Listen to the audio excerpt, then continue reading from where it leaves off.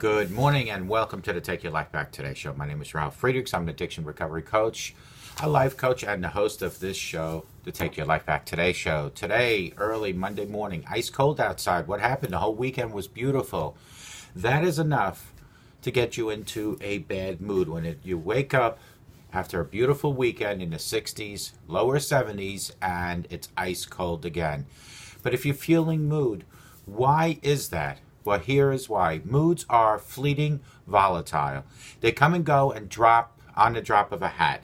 But beneath the surface, research suggests they serve a deeper purpose. Compared to the power influences on how we think and act, such as personality, character, values, principles, and emotional styles, no more enduring than a bank of fog. Upbeat people can descend into a sad mood, and cranky ones can experience a joyous ones at a drop of a hat. But in both cases, it will pass, leaving no more trace than the fog in the morning sun. When people feel down, my friends, they don't necessarily want to cheer up right away. As seeming paradox of sadness and sad music shows, most of us aim for happiness, whatever our purposeful definition of that happiness might be. Yet, when feeling down, we swipe through our iTunes downloads for a Perlman's rendition of the theme song from Schindler's List. Indeed, among experiences, it's extremely common to serve a purpose of just going back and reminding us of something that maybe our moods are saying, maybe like a sad song. In evolutionary biological terms, it's adaptive, my friends. Mood is no prevalent in our lives, lying just beneath the surface at any moment that is ridiculously easy to trigger the next moment. Music, weather, news, traffic, sports, even songs make us thinking about ourselves, making facial expressions, fleeting interactions with strangers. Why did that couple take so much time when they were online? Or why did that couple even walk on the sidewalk so fast? That is how we start thinking. Nothing shows the power of mood more dramatically than how it affects something supposedly stable, if not fixed. Sometimes a personality can set the mood.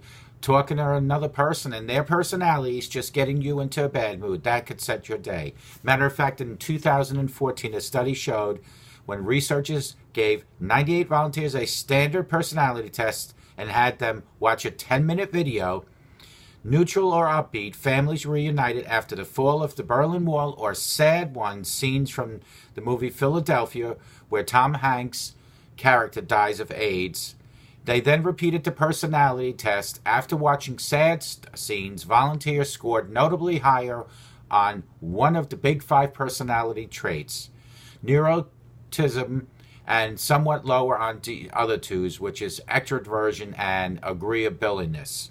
Compared to the scores when their mood had been manipulated, the researchers reported in the BMC Psychology that the moods have shown significant differences. So why would our brains have evolved not only to experience bad moods at something as trivial as loss of a favorite sports team, but also so deeply affected by the reactions of the people watching that? Because, say researchers led by Yale Neve of Princeton University in a 2016 paper in Cognitive Sciences, moods, he came up with a study saying that bias, how we perceive outcomes, is how our moods change dramatically. In other words, we want the outcome to go a certain way, how we perceive it, not necessarily how the outcome is happening. As we learn from our experiences, my friends, we adjust our expectations accordingly. If things turn out better than expected, the dopamine hit and the resulting good mood encourages us to try for more of the same thing again. For instance, making surprise gains in the stock market improves our trader's move, leading her to take more risks, thereby taking advantage of a rising market. The reverse is also true. Sustaining a loss triggers negative emotions, my friends. Those make us back away, protecting us from worse to come in the future days. In both cases, mood pushed us towards the optimal behavior that we sometimes are driven by our moods. The idea that even negative moods can be adaptive, leading us away from repeating some stupid behavior, might seem at odds with the long-standing belief that being in a bad mood is bad for your health. But negative moods don't adversely affect everyone. People who see meaning and value in bad and sad moods tend to suffer less from them. A 2015 published in the Emotional magazine found, enjoy the sadness, they embrace disappointment, find empowerment with grouchiness, and their mind is evolved to be moody, and they don't deny it. Listen to this. Some people enjoy moodiness so much. They enjoy sadness. They embrace disappointment. They find empowerment within grouchiness, and they don't deny it. They are driven by sad, bad, good, and lousy moods. They are driven by it. But when people watch certain movies like Philadelphia, where Tom Hanks played an AIDS victim, people's moods drastically changed.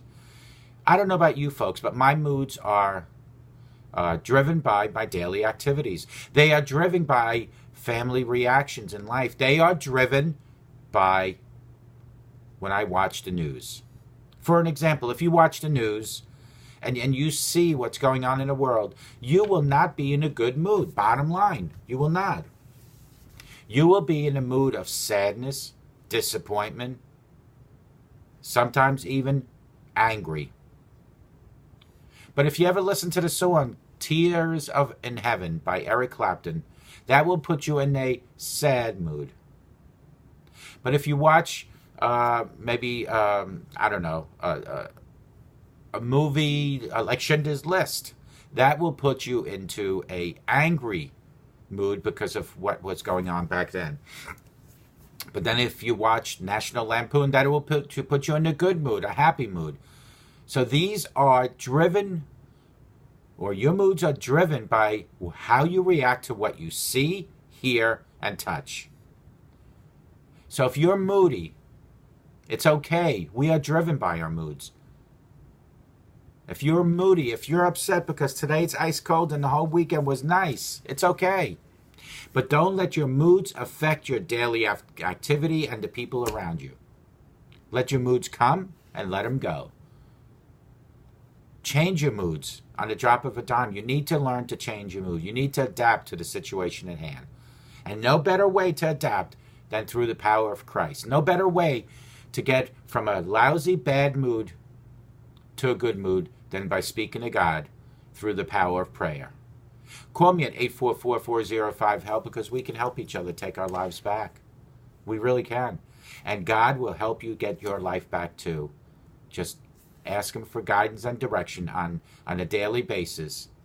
And thank Him for everything you do have in life. Because if you have something, if you have a little bit, you have more than nothing. But if you want everything, you will end up with nothing. Stop dwelling on what you don't have and tell God, thank you for everything you do have.